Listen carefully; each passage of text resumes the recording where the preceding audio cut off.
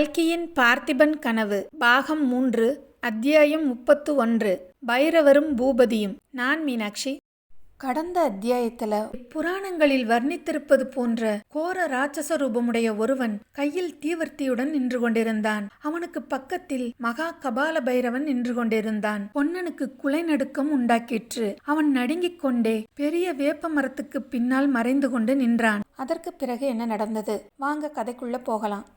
சித்திரகுப்தனும் மாரப்பனும் மகா கபால பைரவனின் முன்னால் வந்து நின்றார்கள். மகாபிரபு என்று மாரப்பன் பைரவருக்கு நமஸ்கரித்தான். சேனாதிபதி, மாதாவின் ஆஞ்ஞையை நிறைவேற்றினாயா? பலி எங்கே என்று கபால பைரவரின் பேய்க்குரல் கேட்டது. அந்த குரல் மகேந்திர மண்டபத்தின் வாசலில் அன்றிரவு கேட்ட குரல். ஏற்கனவே பயப்பிராந்தி அடைந்திருந்த பொன்னனுடைய உடம்பில் மயிர்கூச்சு உண்டாக்கிற்று. அடித்தொண்டையிலிருந்து அதற்கும் கீழே இருதய பிரதேசத்திலிருந்து வருவது போல் அந்த குரல் தொனித்தது. எனினும் உரத்து பேசிய மாரப்பனுடைய குரலை காட்டிலும் தெளிவாக அக்குரல் பொன்னனுடைய செவிகளில் விழுந்தது. கபால பைரவரின் கேள்விக்கு மாரப்பன், மகாபிரபு, பலி பத்திரமாய் இருக்கிறது என்றான். எங்கே? ஏன் இவ்விடம் கொண்டு வரவில்லை?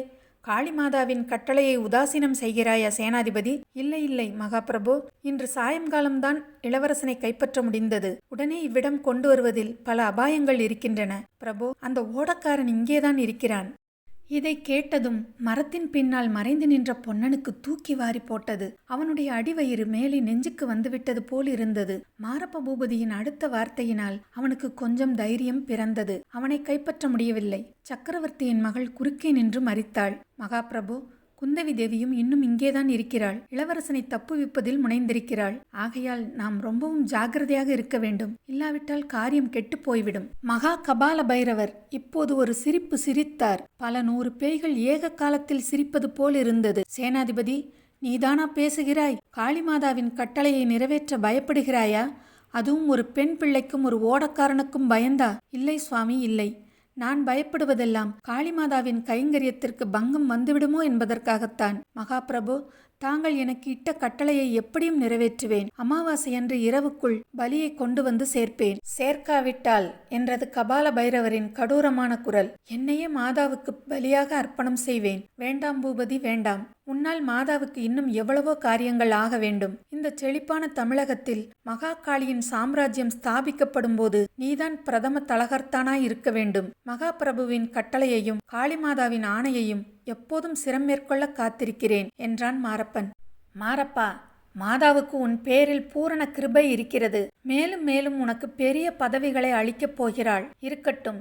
இப்போது எந்த இடத்தில் பலியை கொண்டு வந்து சேர்ப்பாய்? அமாவாசையன்று முன்ஜாமத்தில் பராந்தகபுரத்தை தாண்டி மகேந்திர மண்டபத்துக்கு அருகில் கொண்டு வந்து சேர்ப்பேன். அங்கே சாலை வழியில் தங்களுடைய ஆட்களை அனுப்பி ஏற்றுக்கொள்ள வேண்டும். ஏன் அந்த வேலையை எனக்கு கொடுக்கிறாய்? மகாபிரபு, இங்கேயுள்ள ஆட்களிடம் எனக்கு முழு நம்பிக்கை இல்லை. சக்கரவர்த்தியின் கட்டளை பிரகாரம் இளவரசரை காஞ்சிக்கு அனுப்புவதாக சொல்லித்தான் அனுப்பப் போகிறேன். அவர்களை தொடர்ந்து சற்று பின்னால் நான் வருவேன். தங்களுடைய ஆட்கள் வந்து வழிமறித்து இளவரசரை கொண்டு போக வேண்டும். ஆனால் நான் அனுப்பும் ஆட்கள் அவ்வளவு அசகாய சூரர்களாய் இருக்க மாட்டார்கள். தங்களுடைய திருநாமத்தை சொன்னால் உடனே கத்திகளை கீழே போட்டுவிட்டு நமஸ்கரிப்பார்கள். அப்படியே ஆகட்டும் சேனாதிபதி. ஆனால் ஜாகிரதை. காளிமாதா அடுத்த அமாவாசை இரவில் அவசியம் பலியை எதிர்பார்த்து கொண்டிருக்கிறாள். இன்னொரு விஷயம் தெரிவிக்க வேணும் மகாபிரபு. சீக்கிரம் சொல்.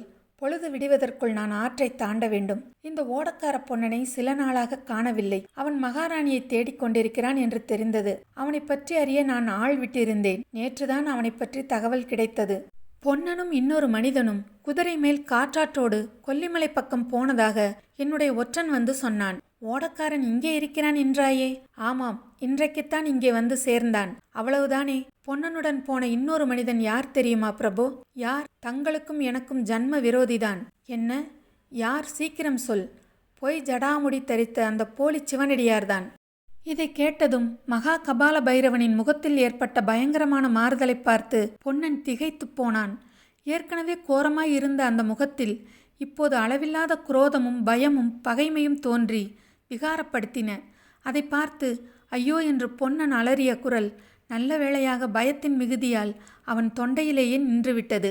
கபால பைரவரும் சித்திரகுப்தனும் மாரப்ப பூபதியும் அங்கிருந்து கிளம்பிச் சென்றார்கள். தீவர்த்தி பிடித்து கொண்டு நின்ற ராட்சதன் அவர்களுக்கெல்லாம் முன்னால் போனான். சற்று நேரத்திற்கெல்லாம் தீவர்த்தி வெளிச்சம் மறைந்தது. கீழ்வானத்திலே இளம்பிறை சந்திரன் உதயமாயிற்று. அவர்கள் போய் கொஞ்ச நேரத்திற்கு பிறகுதான் பொன்னன் அங்கிருந்து கிளம்பினான். அவனுடைய உடம்பு மிகவும் தளர்ச்சி அடைந்திருந்தாலும் மனதில் ஒருவித உற்சாகம் ஏற்பட்டிருந்தது. விக்கிரம மகாராஜாவை இந்த நரபலிக்காரர்களிடமிருந்து தப்புவிக்கும் வழி அவனுடைய மனதில் உதயமாகி இருந்தது. மாரப்பனுடைய தந்திரம் இன்னதென்பது அவனுக்கு இப்போது ஒருவாறு புலப்பட்டது. இளவரசரை காஞ்சிக்கு அனுப்புவதில் பிரயோஜனமில்லை என்று மகா கபால பைரவரின் நரபலிக்கு அவரை அனுப்ப மாரப்பன் எண்ணியிருக்கிறான். ஆனால் தன் பேரில் குற்றம் ஏற்படாதபடி இந்த காரியத்தை தந்திரமாக செய்ய உத்தேசித்திருக்கிறான். அவனுடைய தந்திரத்துக்கு மாற்று தந்திரம் செய்து விக்கிரம மகாராஜாவை விடுவிக்க வேண்டும். விடுவித்து நேரே மாமல்லபுரம் துறைமுகத்துக்கு அழைத்து போக வேண்டும்.